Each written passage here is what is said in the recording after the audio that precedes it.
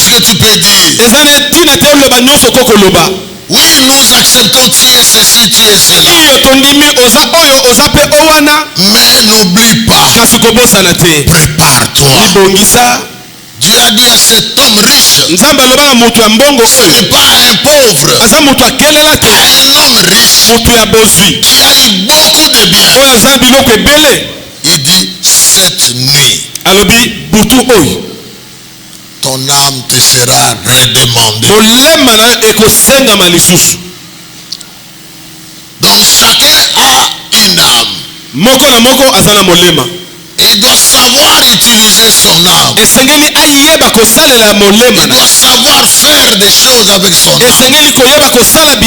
Il doit savoir connaître Dieu. Avoir la connaissance. Comment vivre. Comment faire. Comment agir sur cette terre. Et il lui pose la question.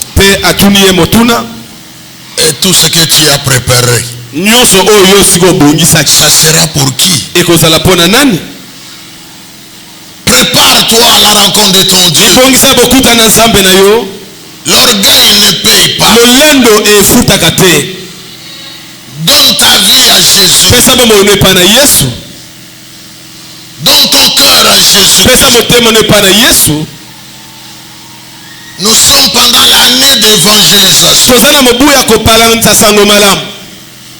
Tu écoutes tout ce que nous sommes en train d'enseigner. Prépare-toi. Prépare ta famille. Noé est sauvé avec sa famille. Prépare-toi. Si cette nuit, ça serait moi, ça serait toi, tu allais faire quoi? Tu allais préparer quoi? Dieu est bon. Il lui a donné le temps. Il lui dit même, cette même nuit, il pouvait le tuer à 7 heures. L'heure n'est pas donnée. Peut-être c'était à 8 heures, à 9 heures, à 10 heures. Nous ne sommes pas différents de ceux qui meurent à 7 heures, 8 heures, 9 heures. Nous sommes en train de vivre les phénomènes de mort subite.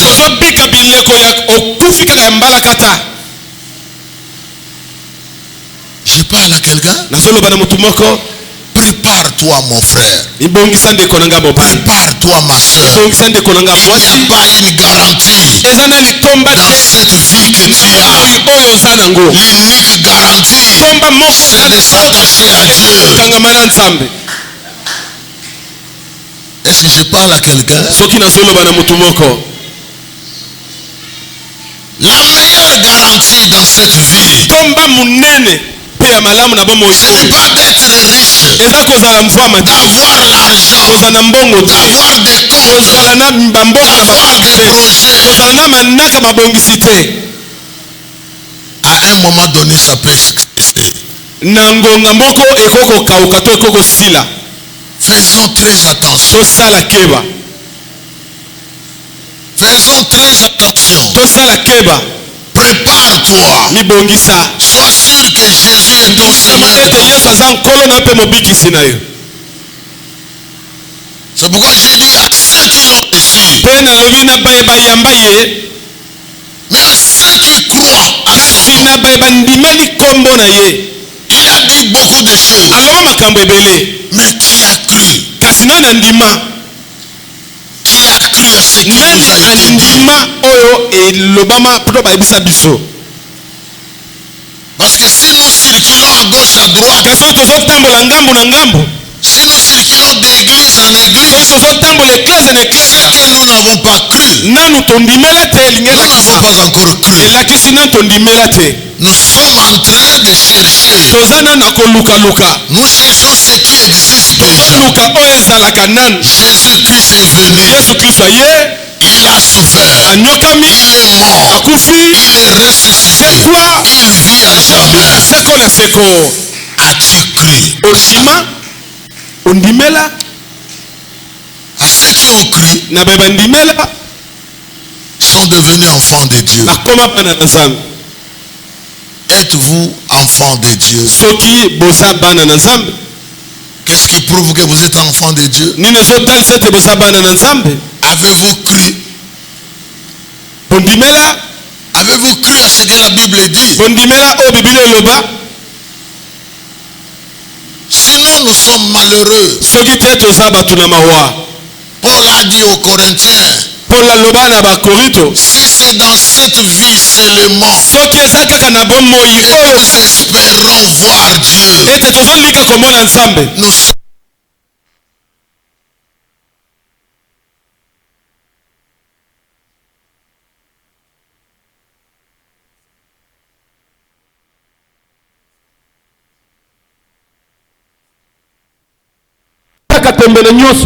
à ceux qui ont cru, il a donné les droits,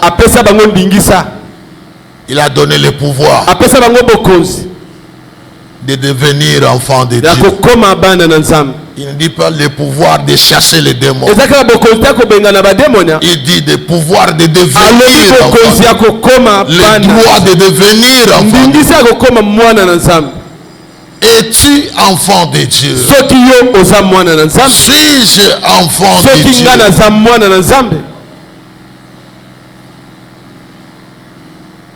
Réfléchis. Si tu crois à ce que Dieu dit,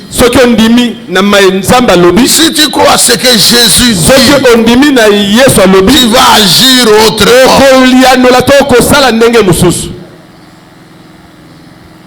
L'homme riche était là. Il avait ses manières de travailler. Il avait ses richesses. Et il avait ses plantations. Et il a négligé Dieu. Tu comptes sur qui? Nous commençons un autre trimestre, frère. Ton regard. Ton regard. Regardons tous vers le Seigneur. Ayons les yeux braqués vers le Seigneur. Il y a beaucoup de défis dans la vie. Il y a beaucoup de problèmes dans la vie. Regardons vers le Seigneur. Comptons sur le Seigneur. Que ce trimestre commence dans le Seigneur. Que nous puissions réussir avec le Seigneur. Que nous puissions aller de l'avant avec le Seigneur. Il y a la destruction. Heureux ceux qui connaissent. Heureux ceux qui ont la connaissance. L'homme riche était là. Il avait ça aussi, sa connaissance. Sauf qu'il n'avait pas la connaissance de Dieu. Il a tout planifié. Il a tout organisé. Nulle part il parle de Dieu. Il parle seulement de son âme. Je parle à quelqu'un. Il ne parle pas de Dieu. Il ne voit pas Dieu. Et nous sommes nombreux ici. Nous voyons seulement notre vie, notre avenir, nos affaires, notre économie, ce que nous avons en banque, ce que nous voulons faire. C'est tout ce que nous avons. Mais nous n'avons pas Dieu. Nous ne voyons pas Dieu. Les riches ne voyaient même pas son entourage. Il est riche. Il a eu l'abondance. Mais autour de lui, il y a beaucoup de gens qui manquent. Beaucoup de gens qui souffrent. Il ne s'intéresse pas à lui. Ce n'est pas son problème. Pour lui, ce sont ses biens. Il n'a même pas associé sa femme. Il dit à son âme. Il est en train de parler à son âme. Il dit mon âme réjouis-toi. Tu vois, tu as beaucoup. Je veux être tranquille. Je veux me réjouir. Même si la femme ne se réjouit pas, même si les enfants sont malheureux, même si ce sont des païens, mon âme réjouit. Parce que tu as beaucoup de biens. Tu as amassé beaucoup de biens. Mon âme réjouis-toi. Même si ma femme ne croit pas, même si mes enfants ne croient pas, même si les familles de mes frères et sœurs, il n'y a personne qui a donné sa vie à Dieu. Il n'y a personne qui craint Dieu. Mon âme réjouis-toi. Réjouis-toi. Mais vous ne savez pas qu'à la fin, ça sera le malheur. Toi, tu viens ici, tu écoutes la bonne parole. Mais tu ne transmets pas cette parole aux autres. C'est ce qui montre que vous n'avez pas la connaissance. Si vous aviez la connaissance, vous alliez respecter l'église, respecter le pasteur qui est établi. Vous alliez respecter la parole de Dieu. Et vous alliez parler et faire comme Dieu le veut. Mais comme tu ne connais pas Dieu, parce que tu n'as pas la connaissance, et Dieu dit, mon peuple périt. C'est pas possible. Un peuple de Dieu, un enfant de Dieu, périr devant des problèmes, périr devant une difficulté, ça c'est une injure. Ce n'est pas possible. C'est pourquoi je parle toutes ces choses pour vous rendre conscient. Est-ce que vous êtes vraiment enfant de Dieu? Quand vous êtes en train de garder les rancunes entre vous, quand vous avez des ennemis à gauche à droite, quand vous ne servez pas Dieu, quand vous n'aidez pas les autres, est-ce que vous êtes enfant de Dieu? Dieu dit, mon peuple est détruit, mon peuple est péri, parce qu'il lui manque la connaissance. Heureux celui qui a la connaissance. Celui qui a la connaissance fait la volonté de Dieu. Celui qui a la connaissance met en pratique la parole de Dieu. Celui qui a la connaissance élève les valeurs spirituelles. Où sont les valeurs spirituelles? La foi. As-tu la foi? Mais pourquoi tu es contre l'autre?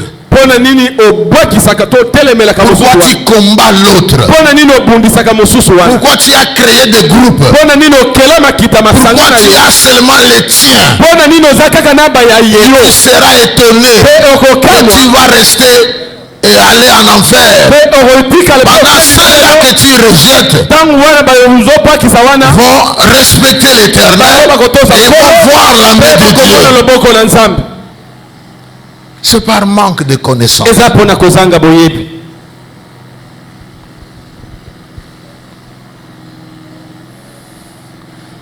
L'homme riche était là. Il donne plus de valeur à sa richesse. Le vrai chrétien, celui qui a suivi les enseignements, celui qui est fidèle à Dieu, connaît les valeurs chrétiennes. La foi. Il n'y a rien qui peut dépasser la foi. Si tu as la foi, tu ne vas pas regretter ce qu'on t'a dit. Si tu as la foi, tu ne vas pas dire n'importe quoi.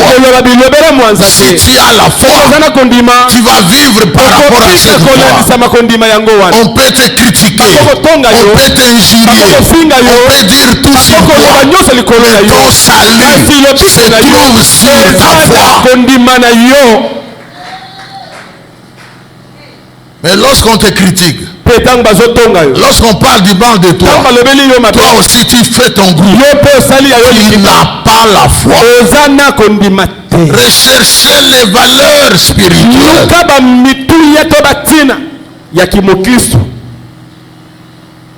Deuxième valeur, l'amour. Quand tu ne salues pas tes frères, dès que le culte termine, tu vas. Tu es orgueilleux. Tu penses que c'est toi. C'est toi qui contrôle tout. Un jour, ton âme te sera redemandée. Un jour, pas plusieurs jours. Un jour, ton âme te sera redemandée. C'est alors tu comprendras que je ne suis pas indépendant. Je dépends de quelqu'un. Et c'est quelqu'un-là, au-dessus de tous les quelqu'un, au-delà de ce quelqu'un, il y a Dieu. Il y a un souverain. Crois-tu à ça? Que quand je vis, il y a un souverain. Je peux être têtu avec le monde. Je peux dire n'importe quoi à n'importe qui.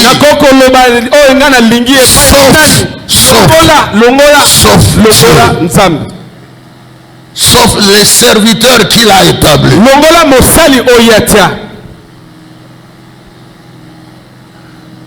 Ton âme te sera redemandée aujourd'hui même.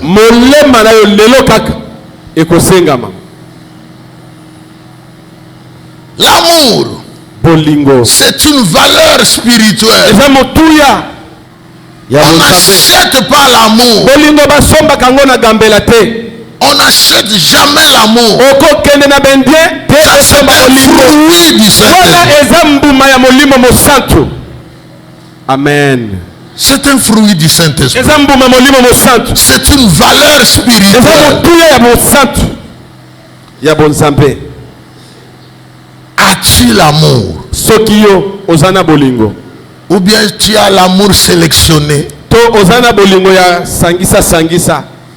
Il y a des gens à qui tu dis je t'aime, mais en réalité tu ne l'aimes pas.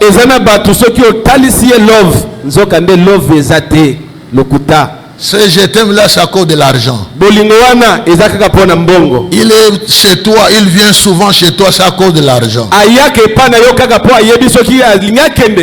Moi $5 il y a transport, moi secret à consommer là. Mais le véritable amour n'a pas de conditions. L'argent ou pas l'argent, j'aime mon frère, j'aime ma soeur, j'aime celui-là, j'aime servir Dieu.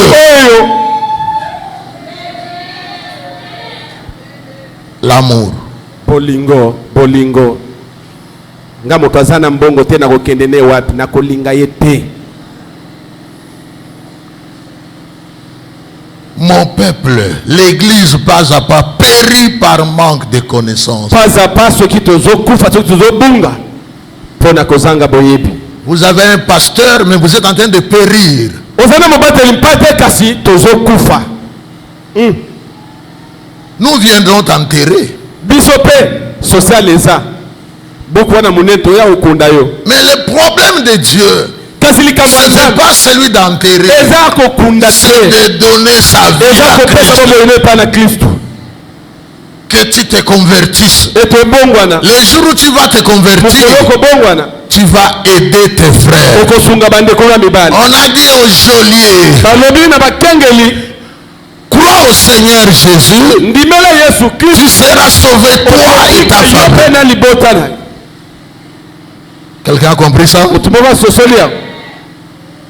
Les jours où vous croirez, frères, sœurs, ta femme sera convertie. Tes enfants seront convertis. Ta femme servira l'Éternel. Ton mari servira l'Éternel. Tes frères et sœurs serviront l'Éternel. Tes neveux serviront l'Éternel. Mais comme tu ne crois pas encore, rien ne va se faire. Tu vas forcer la bénédiction. Je vois beaucoup de gens forcer la bénédiction. Non, non, non, non, non. C'est simple. C'est pas compliqué. C'est simple. Donne ta vie à Jésus. Suis les enseignements. Acquiers la connaissance. Si tu as la connaissance, c'est fini. La connaissance est un pouvoir. Personne ne va te mater.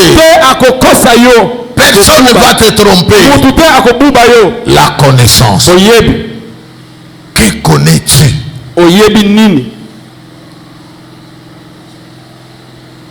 Il a dit, mon âme, réjouis-toi. Voilà quelqu'un qui commande son âme. Et voici l'opposé. David aussi a dit dans le psaume 103,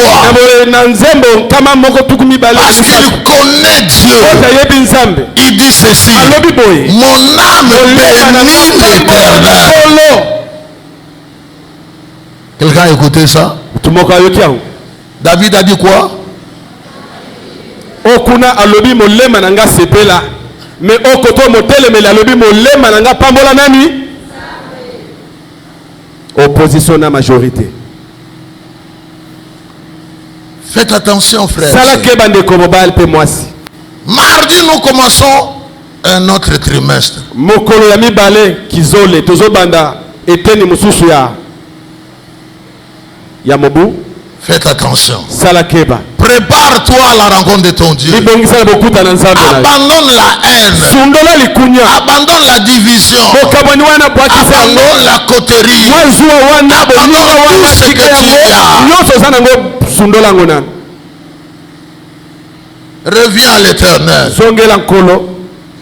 Car cette nuit, dites à ton voisin, ta voisine, cette nuit,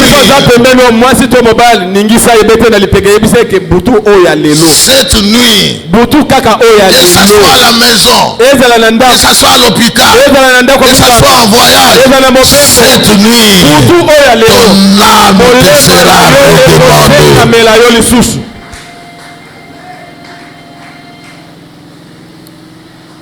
Et quel type d'âme tu as?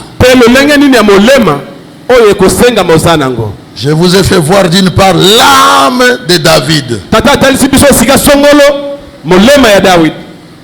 Et de l'autre côté, l'âme du riche insensé.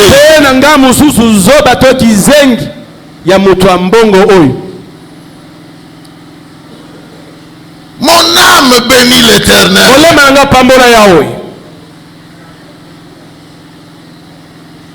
Pourquoi? Parce qu'il comprend. Il connaît.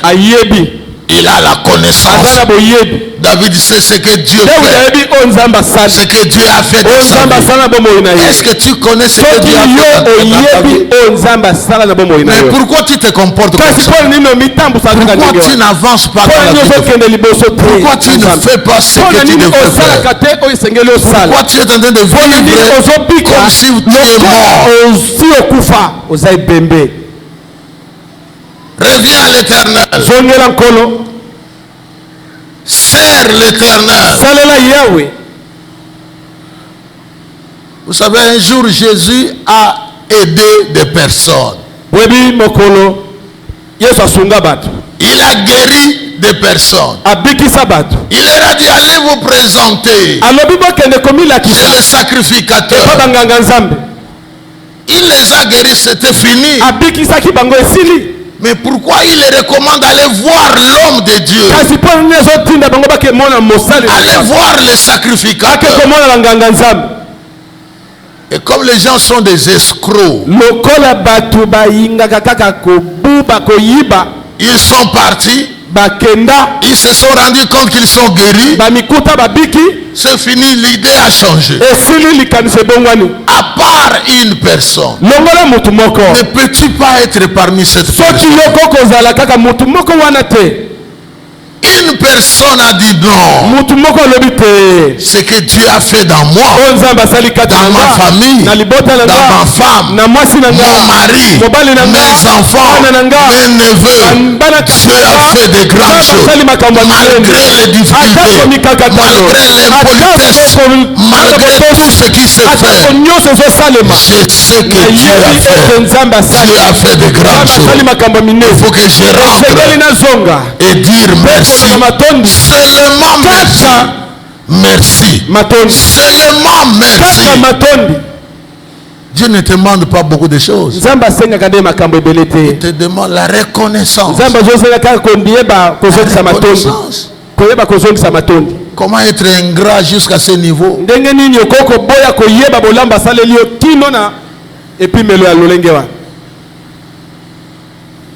Il est rentré. Et Jésus pose la question. J'ai guéri plusieurs personnes ici. Il n'y a que cet étranger qui est revenu. Et les autres, où sont-ils? Dieu vous a béni. Il vous a donné un travail. Il vous a donné des affaires. Il vous a donné des relations. C'est pour vous.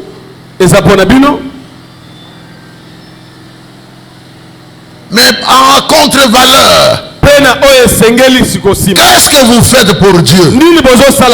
Et qu'est-ce que vous faites pour les autres? Nos avoirs, ce que nous sommes, c'est pour deux branches. Pour aider les gens et pour honorer Dieu.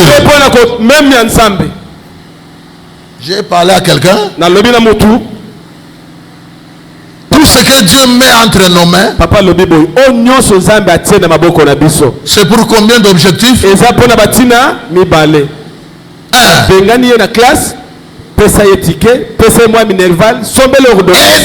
les uns les autres. Honorons l'Éternel. Si nous pouvons honorer Dieu avec nos avoirs, si nous pouvons tenir compte des autres autour de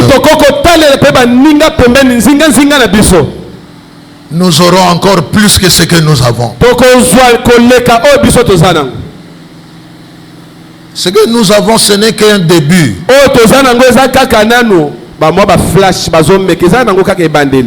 Mais il y en aura encore. Pourvu que nous comprenions. Chacun doit savoir qu'il a une mission. Reçu de Dieu. Tu as une mission. J'ai une mission. Je veille sur ma mission jusqu'à ce que je puisse l'accomplir. C'est comme ça Paul a dit, j'ai combattu le bon combat, j'ai fini, j'attends la couronne, j'ai fini la course. Est-ce que tu peux dire ça? Tu as fini la course?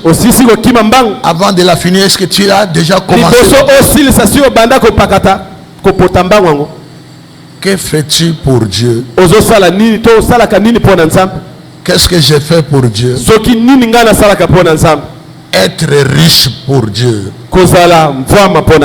c'est aider les autres avec ce que j'ai, et c'est honorer Dieu.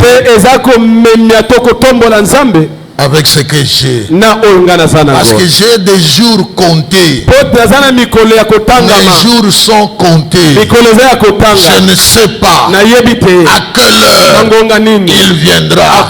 La Bible dit Jésus revient bientôt. Je ne connais ni le jour ni l'heure. Je me prépare. Prépare-toi à la rencontre de ton Dieu. Quelqu'un a compris ce que je dis? Que Dieu bénisse.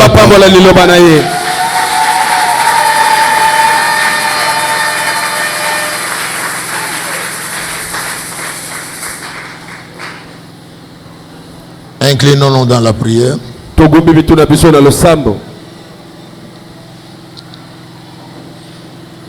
Je ne sais pas ce que tu as compris.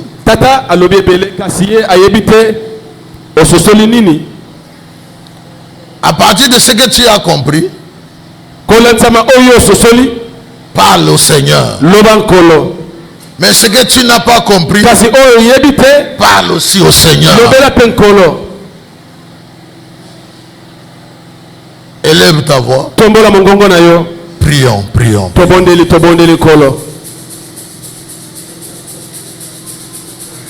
Parle à Dieu. Ce jour-là, le riche a parlé à son âme. David aussi a parlé à son âme. Peut-être toi et moi aussi, quelque part nous avons parlé à notre richesse. Peut-être tu as parlé déjà à ta femme. Peut-être tu as parlé à ton mari. Peut-être tu as déjà parlé à tes enfants. Les jours où moi je ne serai pas, tu vois cette parcelle, tu vois cette voiture, tu vois ces champs-là, cette plantation que nous avons achetée. C'est pour toi, c'est pour celui-là ou bien pour celle-là. Mais aujourd'hui, la parole de Dieu nous dit autre chose. Parle à Dieu ce matin. Si tu entends sa voix, n'endurcis pas ton cœur. Sois flexible devant la parole de Dieu. Être riche pour Dieu. Sois riche pour Dieu. Sois sage pour Dieu. Sois beau, sois belle, sois joli pour Dieu. Kitoko zanango zala nango pona nzambe. Bozio zanango zala nango pona nzambe. Musala ozanango zala nango pona nzambe. Mayele ozanango connaissance, la connaissance de pouvoir. Tu as la connaissance de faire beaucoup de choses. Mais pourquoi tu ne le fais pas? Ce riche-là avait la connaissance qu'il n'était pas le moindre dans la contrée. Il s'est dit à lui-même, je détruirai ce bâtiment et je vais en bâtir un autre. Comme ça, je vais entreposer mes biens et là, je serai calme. J'aurai la paix, la tranquillité. Peut-être tu penses que ta tranquillité, ce sont tes enfants. Ta tranquillité, c'est ton mari ou c'est ta femme ou c'est ton salaire. Détrompe-toi ce matin.